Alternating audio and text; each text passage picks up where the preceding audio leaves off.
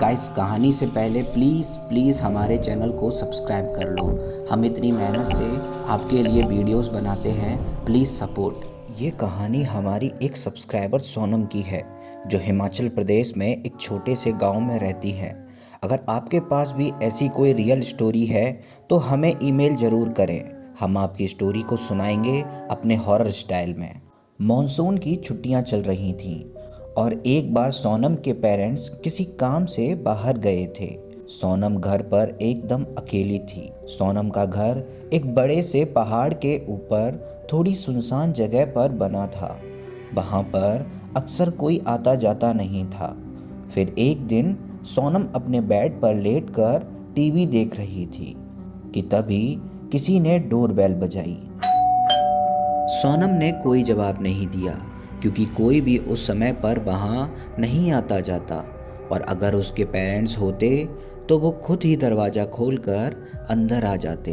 तभी दूसरी बार फिर से घंटी बजी, लेकिन इस बार भी सोनम ने कोई रिस्पॉन्स नहीं किया। लेकिन जब तीसरी बार वापस उसे डोरबेल सुनाई दी तो उसे थोड़ा शक हुआ।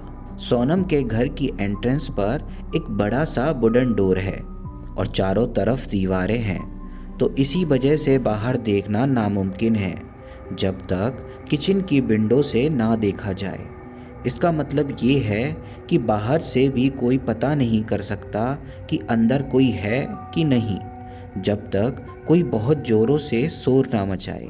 जब तीसरी बेल बजी तो सोनम दरवाजे के पीछे जाकर खड़ी हो गई।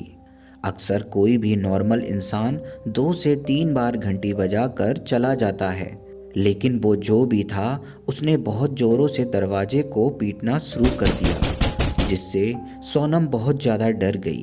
तभी सोनम को एक आदमी की भारी सी आवाज़ सुनाई दी। मैं जानता हूँ तुम अंदर हो, चलो बाहर आ जाओ। उसकी आवाज़ सुनकर सोनम का दिल घबराहट के मारे दहल उठा। वो बस यही सोचे जा रही थी कि उस आदमी को कैसे पता चला कि वो अंदर है। तभी एक लंबी खामोशी के बाद वो वहाँ से चला गया, लेकिन फिर भी सोनम के अंदर इतनी हिम्मत नहीं थी कि वो दरवाजे को खोलकर बाहर देख पाए। उस घटना के बाद सोनम ने अपने मॉम डैड को फ़ोन किया और उनसे पूछा कि कोई घर आने वाला था क्या। उन्होंने मना किया कि नहीं, कोई भी घर नहीं आने वाला था। सोनम ने कुछ देर तक उस आदमी के बारे में सोचा, लेकिन वो फिर से वापस टीवी देखने लगी। लगभग 2 घंटे बाद फिर से डोरबेल बजी। वो फिर से डर गई, लेकिन इस बार वो सहम चुकी थी।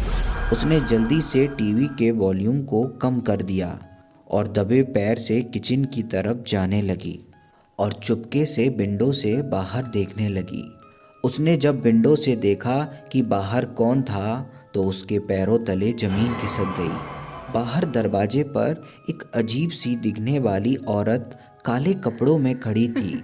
काले हील्स वाले जूते, एक काली ड्रेस और बड़ी सी एक काली हैट। उसके बाल डार्क ब्राउन कलर के थे और उसका चेहरा उसकी हैट से लटके जाली से ढका हुआ था।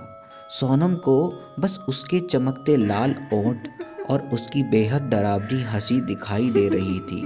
उसके साथ एक लंबा सा आदमी भी था। उसने भी एक काले रंग का सूट पहना हुआ था।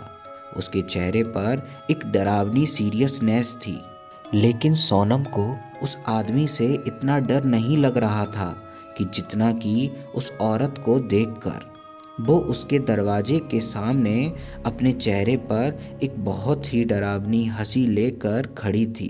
जब कुछ देर तक उसने दरवाज़ा नहीं खोला तो वो वहाँ से वापस जाने लगी और वो आदमी भी उसके पीछे पीछे चला गया।